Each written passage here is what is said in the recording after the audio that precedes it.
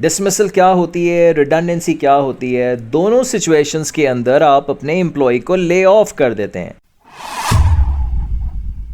Next is a very important topic of dismissal versus redundancy. Dismissal क्या होती है, redundancy क्या होती है, दोनों situations के अंदर आप अपने employee को lay off कर देते हैं। लेकिन पहली चीज सुन लीजिए कि dismissal के अंदर staff का dissatisfactory behavior है, उसने कोई code of conduct की violation की है, उसने अपनी religious thoughts implement करने की कोशिश कर रहा है organization में, दूसरे लोगों को harass कर रहा है, bully कर रहा है, right? तो ये इस यानी कि गलती स्टाफ की है। Dismissal is termination of employment contract by an employer against the will of an employee, right? Dismissal which is about when the worker is told to leave the job because of his dissatisfactory behaviour. और dissatisfactory behaviour किस वजह से था? उसका negative attitude at work था, वो कोई disregard कर रहा था जनाब हेल्थ एंड सेफ्टी पॉलिसीज को, और कोई फॉर इंस्टेंस अगर एम्प्लॉय के एसेट्स की डिस्ट्रक्शन की है, right? Inability to do the job. Dismissal क्या है? डिसमिसल ये भी है कि आपने सफिशिएंट ट्रेनिंग प्रोवाइड कर दी लेकिन आपका स्टाफ अपने स्टैंडर्ड्स को अपलिफ्ट ही नहीं कर रहा। अच्छा, इसकी दो टाइप्स हैं, एक तो फेयर भी हो सकती है और एक अनफेयर डिसमिसल भी हो सकती है।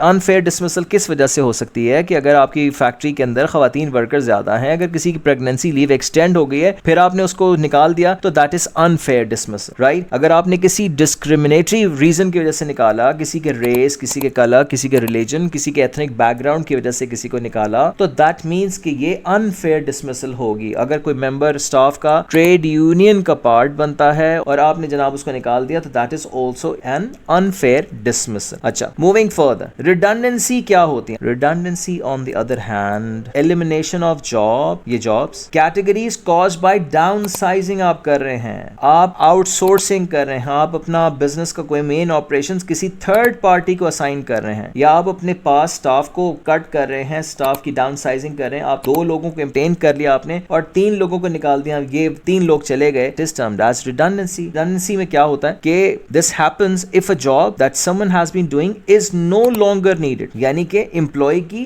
गलती बिल्कुल भी नहीं है, राइट? एम्प्लॉय की मिस्टेक की वजह से आप उसको नहीं निकाल रहे, आपके ऊपर हालात ऐसे आए हुए हैं, आपका कोविड आ गया, इकोनॉमिक रिसेशन आ गया, and there is no possibility, no chance of the person being re-employed else somewhere in the organisation, right? तो ये रीजंस हैं रिडंडेंसी के। रिडंडेंसी में आप स्टाफ को ले ऑफ कर रहे हैं लेकिन उसमें उसकी बेचारे की गलती नहीं है, आपके ऊपर मजबूरी आ गई, आपके ऊपर हालात कोई ऐसे आ गए, राइट? अच्छा, कौन से हालात आ गए? अगर मर्जर हो गया कोई 2 कंपनीज का तो that result in job surplus of a certain category of job. अगर आपकी बिजनेस सेल्स लूज कर रहा है और कॉस्ट को कट डाउन करना चाह रहा है तो उसकी वजह से वो रिडंडेंसी क्रिएट कर सकता है अपनी ऑर्गेनाइजेशन के अंदर। प्रोडक्ट पोर्टफोलियो से आपने कोई प्रोडक्ट खत्म कर दिया तो उस प्रोडक्ट से रिलेटेड जितने भी लोग थे या जो भी सेल्स मार्केटिंग के प्रोडक्शन के जो लोग थे उन लोगों को आपको रिडंडेंट करना पड़ेगा, या फिर आपने नई मशीनरी इंट्रोड्यूस की है जिसकी वजह से प्रोडक्टिविटी लेवल ऑफ मशीनरी बहुत ज्यादा बढ़ गया है लेकिन स्टाफ अनएम्प्लॉयड होने जा रहा है। So this was a difference between staff redundancy and dismissal. I hope ये बात आपको समझ में आ गई होगी। Thank you.